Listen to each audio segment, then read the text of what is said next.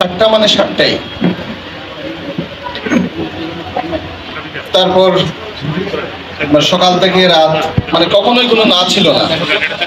তারপরে তার যে ইনভেস্টিগেশন রিপোর্টগুলো ছিল এগুলা থেকে জাতীয় অনেক কিছু পাবে এইরকম ছিল।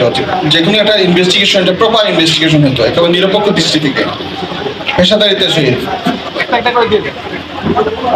আজকে আমরা এখানে আমাদের চেয়ারম্যান মহোদয় উপস্থিত আছেন, ভাইস চেয়ারম্যান মহোদয় সহ যারা রাজনৈতিক নেতৃবৃন্দ আছেন,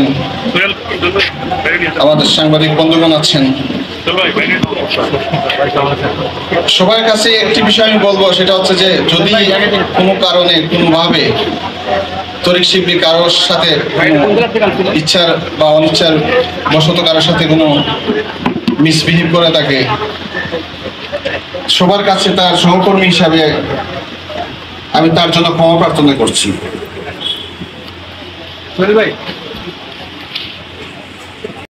আর আমরা যেভাবে পারি তার পরিবারের পাশে দাঁড়াবো ইনশাল্লাহ, এটি আমার প্রত্যাশা। সবাইকে ধন্যবাদ।